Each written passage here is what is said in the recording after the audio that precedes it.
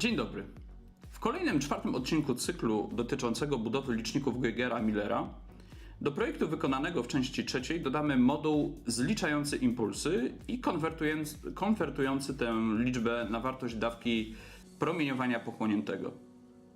Układ zrealizujemy na bazie popularnego Arduino Nano. Jako urządzenie wyjściowe zastosujemy popularny wyświetlacz ciekłokrystaliczny z telefonów Nokia 5110. Układ w czasie rzeczywistym będzie obliczał przybliżoną liczbę impulsów na minutę, czyli CPM, a następnie będzie ją przeliczał na wartość dawki promieniowania wyrażoną w mikrosiewertach na godzinę. Dodatkowym założeniem konstrukcyjnym była autonomia urządzenia. Należało je zaprojektować tak, aby posiadało swoje zasilanie i nie wymagało podłączenia do zewnętrznych urządzeń zasilających. Spójrzmy na schemat montażowy urządzenia i zapoznajmy się z jego funkcjami. Moduły wraz z elementami elektronicznymi rozmieszczono na dwóch płytkach prototypowych. Schemat wykorzystuje 3 magistrale zasilające. Patrząc od góry, występują na nich napięcia około 4,2 V, 5 V i około 400 V. Tak jak poprzednio, układ detekcji promieniowania jonizującego oparto o tubę Geigera-Millera STS5 i przetwornicę impulsową podwyższającą napięcie z wejściowego 5 do 12 V do około 400 V. Zasilanie układu oparto o jedno ogniwo litowo-jonowe 18650. Dostarcza ono do układu napięcie około 4,2 V. W związku z tym, że zasilanie układu mikrokontrolera wymaga napięcia 5 V, zastosowano małą impulsową przetwornicę Step Up podwyższającą napięcie z 2 do 5 V do 5 V i 2 A. Dodatkowo, w celu umożliwienia ładowania akumulatora, dodano moduł ładujący ogniwa litowo-jonowe TP4056. Umożliwia on szybkie naładowanie ogniwa z wykorzystaniem dowolnej ładowarki wyposażonej w wyjście microUSB. Tak jak w układzie prezentowanym w poprzednim odcinku tego cyklu, tuba Geigera-Millera poprzez rezystor 6,8 MΩ 0,25 W będzie zasilana napięciem 400 V generowanym w przetwornicy wysokiego napięcia. Impuls wyładowania lawinowego poprzez kondensator 15 pF będzie przekazywany do układu wzmacniającego. Podobnie jak poprzednio, zastosowano wzmacniacz zbudowany w oparciu o 2 tranzystory BC547 pracujące w układzie Darlingtona. W celu przyspieszenia przełączania układu, zwłaszcza przy przechodzeniu do stanu zatkania, pomiędzy bazę i emiter tranzystora T2 podłączono rezystor 3,3 kΩ. Na wyjściu wzmacniacza zastosowano zieloną diodę świecącą LED, która będzie reagowała na analogowe sygnały z tuby. Do wyjścia wzmacniacza podłączono ją przez rezystor 150 ohm. Sygnał jest dalej przekazywany do układu pomiarowego opartego o mikrokontroler Arduino Nano. Sygnał poprowadzono do pinu cyfrowego D8. Do układu mikrokontrolera podłączono 3 urządzenia wyjściowe: buzzer, wyświetlacz ciekłokrystaliczny Nokia 5110 oraz czerwoną diodę świecącą LED, której zadaniem będzie sygnalizowanie alarmów. Buzzer przez mikroprzełącznik oraz rezystor ograniczający prąd 100 ohm podłączono do pinu cyfrowego D9. Wyświetlacz ciekłokrystaliczny poprzez rezystory ograniczające prąd o wartościach 10 kΩ podłączono do pinów cyfrowych Arduino. D3 do D7.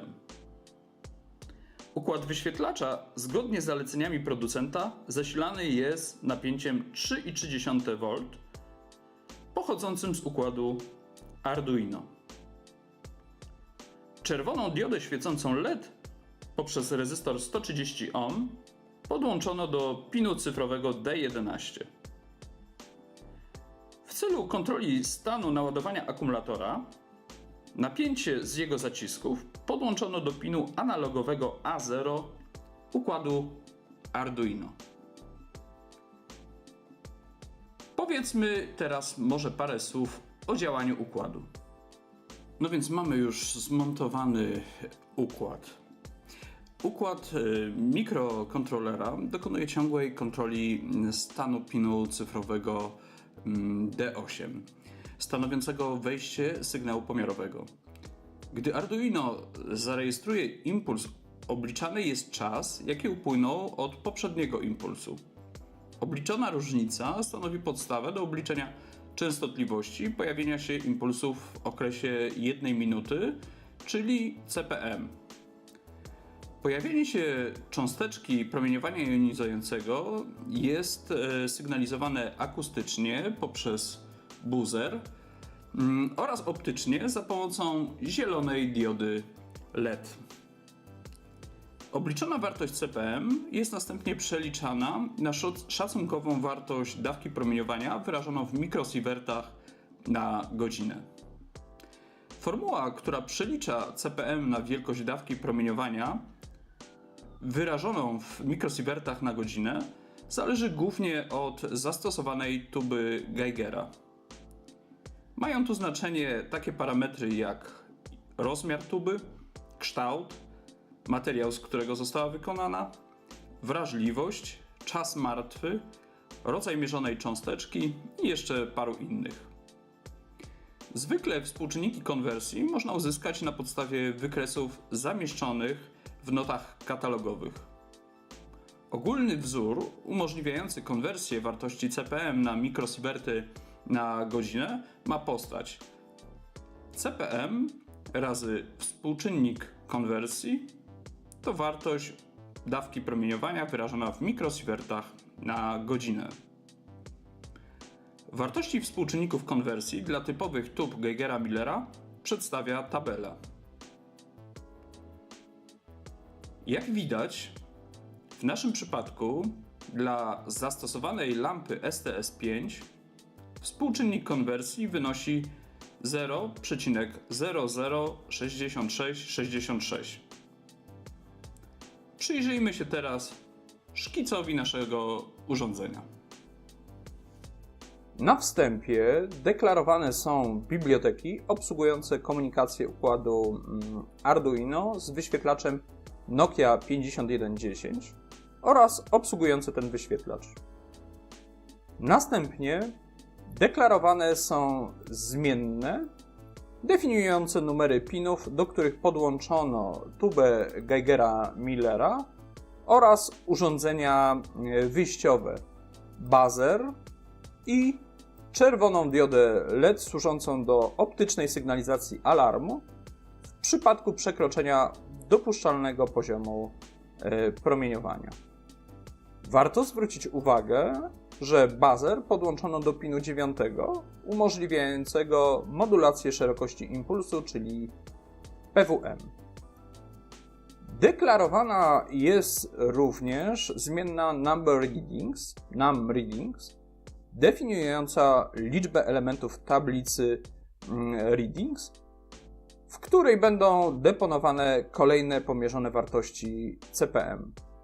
Gromadzone dane będą potrzebne do wyznaczenia przeciętnej liczby CPM.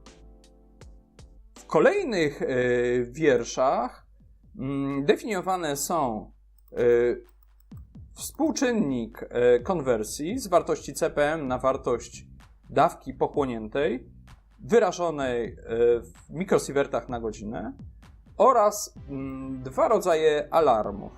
Miękki, alarm 1 i twardy, alarm 2. W dalszym ciągu skryptu będzie wykorzystywana tylko wartość alarmu miękkiego. Poziom alarmu miękkiego ustawiony na 850 zliczeń na minutę, czyli około 5,70 mikrosieverta na godzinę. Jest to maksymalna godzinna dawka, która została obliczona na podstawie maksymalnej dopuszczalnej rocznej dawki promieniowania według norm Stanów Zjednoczonych. Te normy roczne wynoszą 50 000 mikrosievertów. Definiowana jest także zmienna no counts, czyli number counts, przechowująca całkowitą zarejestrowaną liczbę cząstek promieniowania. W kolejnych liniach skryptu deklarowana jest tablica przechowująca bitmapę, która będzie wyświetlana na ekranie wyświetlacza w chwili włączenia urządzenia. Można ją automatycznie wygenerować w odpowiednich programach, na przykład LCD Assistant lub też za pomocą aplikacji dostępnych online na podstawie przygotowanych wcześniej plików BMP o wielkości obrazka nie przekraczającej liczby punktów wyświetlacza Nokia 5110, czyli 84 na 48 pikseli. W praktyce dobrze jest zrobić taki obrazek nieco mniejszy, na przykład 80 na 46 pikseli. Pod tablicą bitmapy deklarowane są zmienne pomocnicze wykorzystywane w skrypcie. Są to kolejno cancel time, definiujący czas, po którym po wykryciu promieniowania przez rurkę Geigera-Millera wyłączany jest buzzer. Następnie last event time, czyli zmienna określająca czas ostatniej rejestracji cząstki promieniowania. Zmienna CPM, wyrażająca wartość zliczeń cząstek na minutę, czyli właśnie CPM. Jej wartość początkowa jest ustawiana na 0. Cancelet, zmienna logiczna służąca aktywacji buzzera w momencie wykrycia cząstki promieniowania jonizującego. Jej wartość początkowa ustawiana jest na true, czyli wyłączony. Zmienna US per H, przechowująca wartość dawki promieniowania jonizującego wyrażoną w mikrosievertach na godzinę. I podobna US per H max, czyli wartość, maksymalna wartość dawki promieniowania zarejestrowana podczas sesji. Jej wartość z kolei jest ustawiana początkowo na 0,0. Po deklaracji wyżej wymienionych zmiennych tworzona jest tablica Number of Readings, elementowa tablica Readings. Będzie ona przechowywała czasy rejestracji cząstek promieniowania jonizującego. Następnie deklarowane są jeszcze 3 zmienne. Jest to zmienna indeks, przechowująca indeks z tablicy readings aktualnie rejestrowanej cząstki. Następnie zmienna total, wyrażająca sumaryczną wartość wszystkich pomiarów CPM przechowywanych w tablicy readings. Oraz zmienna min CPM, oznaczająca średnią wartość CPM. Jej wartość, jak widać, jest ustawiana początkowo na 0. W kolejnej linii skryptu deklarowane są piny, do których podłączono wyświetlacz Nokia 5110. Po tych wstępnych deklaracjach następuje część setup, w której inicjowane jest połączenie z portem szeregowym oraz deklarowane są rodzaje połączeń do układu Arduino urządzeń wejściowych i wyjściowych. W kolejnych liniach skryptu inicjowany jest wyświetlacz, ustawiany jest jego kontrast i czyszczony jest jego ekran. Następnie na ekran wyświetlacza wysyłany jest obraz zadeklarowanej tablicy z bitmapą. Będzie on wyświetlany przez 3000 milisekund, czyli 3 sekundy. Po ich upłynięciu ekran wyświetlacza zostaje wyczyszczony i zostaje wyświetlony prostokąt, a w jego wnętrzu pojawia się napis Geiger Counter Tomasz Bartuś 2018.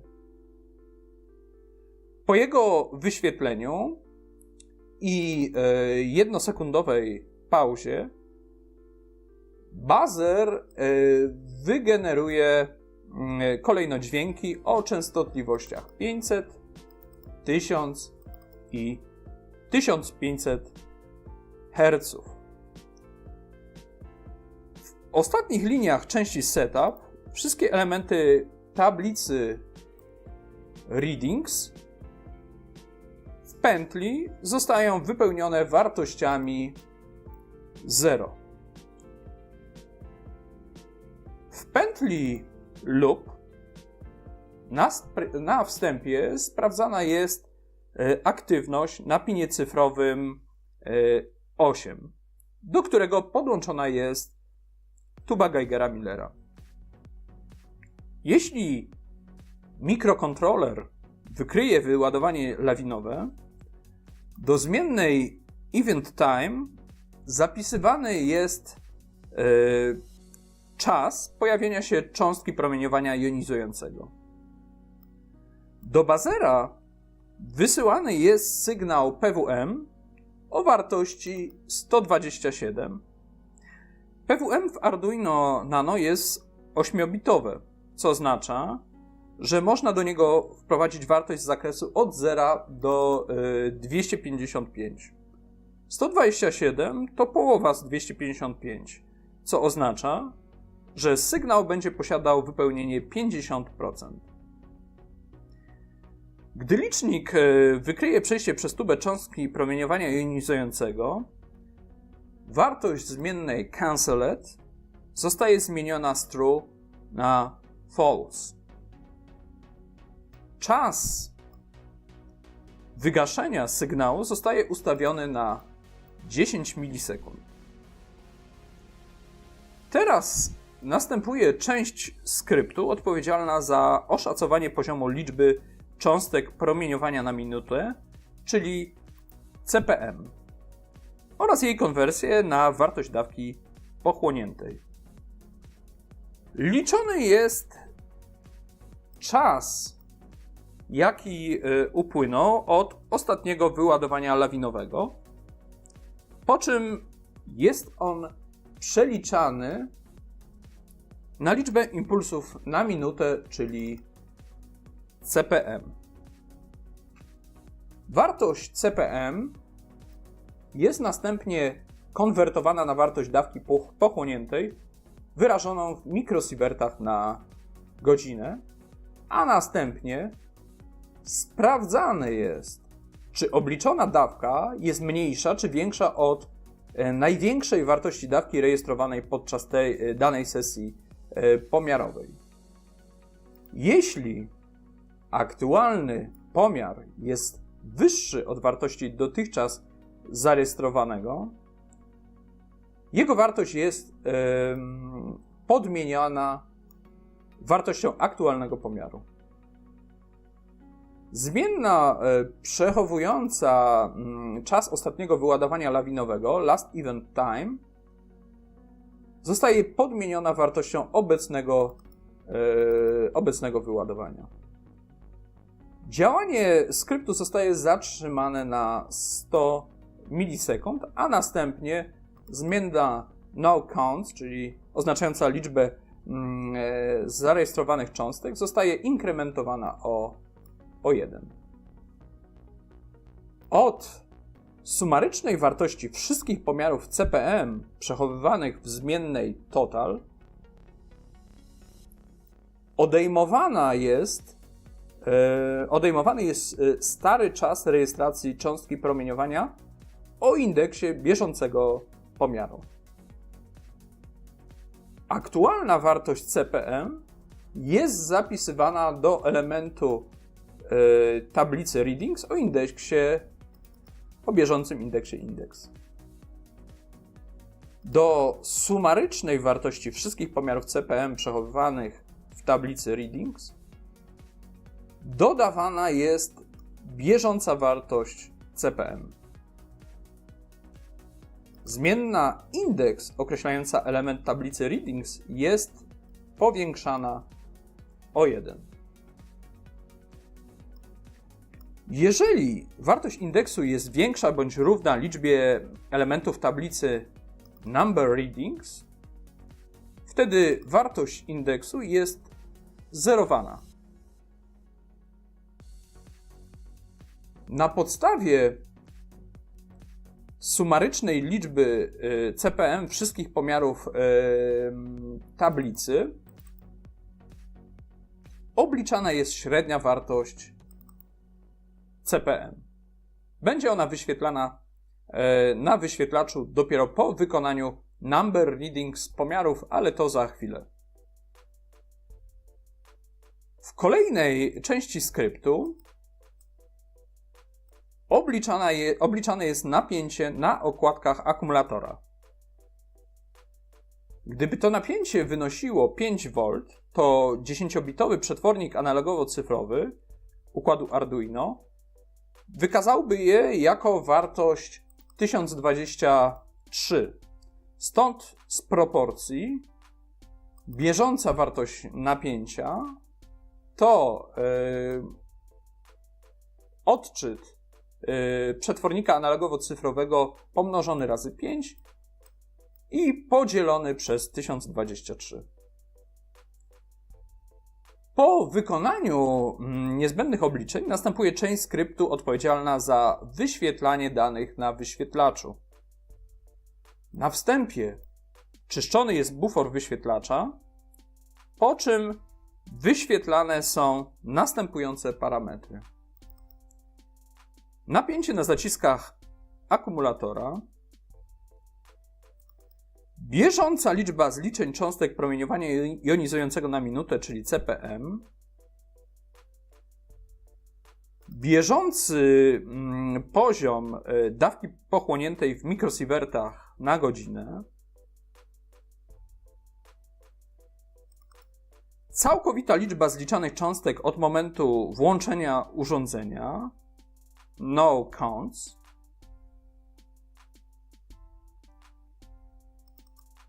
maksymalna rejestrowana podczas sesji dawka promieniowania pochłoniętego w mikrosiewertach na godzinę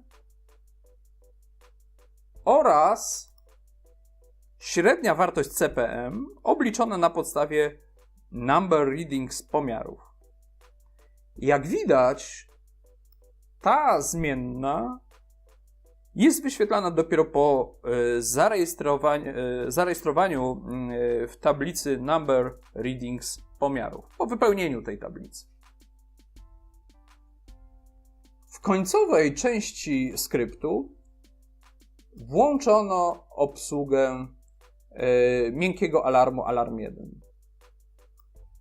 Jeżeli bieżąca wartość CPM jest większa od 850, czyli 850 zliczeń na minutę, sytuacja ta jest sygnalizowana akustycznie i za pomocą czerwonej diody LED. Skrypt zamyka instrukcja warunkowa z początku skryptu. Jeżeli zmienna logiczna cancelet po zarejestrowaniu cząstki promieniowania jonizującego ma wartość false, czyli przeciwną do ustawionej na początku skryptu wartości początkowej, oraz czas, który upłynął od jej zarejestrowania, jest większy od 10 milisekund, to kolejno buzzer ma zostać wyłączony. Zmiennej cancel time przypisywana jest wartość aktualnego czasu oraz wartość zmiennej canceled ponownie zmieniana jest na true. Układ przechodzi teraz w tryb oczekiwania na rejestrację kolejnej cząstki promieniowania. Przejdźmy teraz do prezentacji działania układu. Włączmy układ. Po chwili pojawia się wspomniana bitmapa oraz sygnał i prostokąt anonsujący start urządzenia. Zaraz potem układ przechodzi w tryb roboczy i zaczyna sczytywać sygnały pochodzące z rurki Geigera-Millera. Każdej rejestrowanej cząstce promieniowania jonizującego towarzyszy charakterystyczny trzask oraz zaświecenie się zielonej diody LED.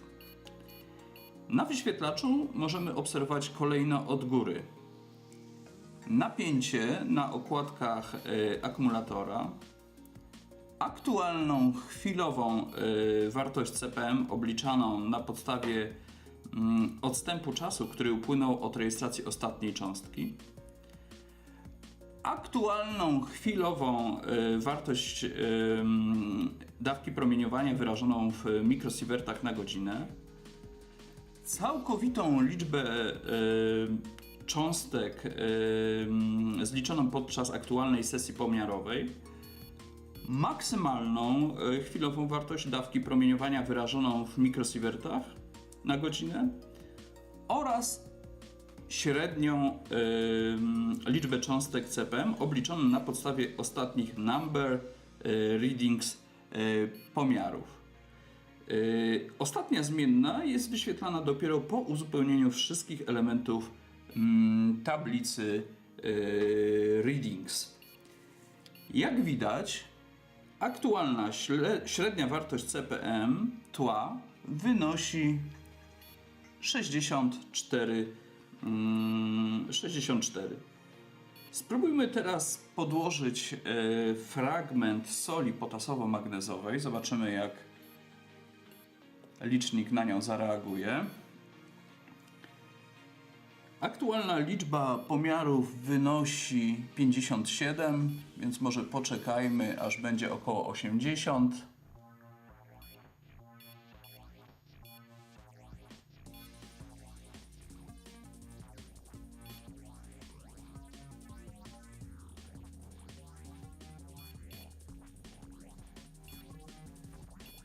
No i już widać, że średnia wartość CPM wzrosła, w tej chwili wynosi aż 103, czyli prawie dwukrotnie więcej. Wykonajmy może jeszcze jeden test. Mam tu jonizujący czujnik dymu, w którym znajduje się niewielkie źródło promieniowania alfa, pochodzące od izotopu Amerik 241. Podłóżmy je pod tubę Geigera-Millera.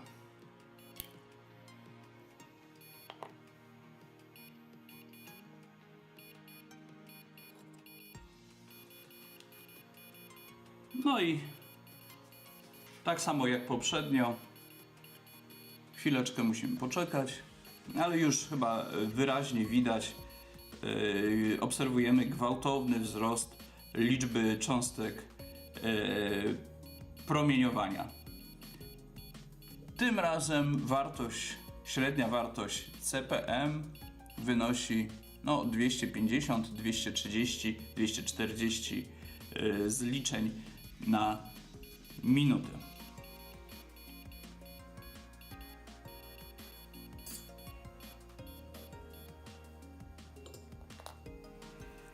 Układ posiada dwa mikroprzełączniki. Pierwszy, umiejscowiony tutaj, umożliwia wyłączenie sygnalizacji akustycznej. Natomiast drugi, umieszczony w tym miejscu, umożliwia włączenie i wyłączenie urządzenia. Proszę bardzo.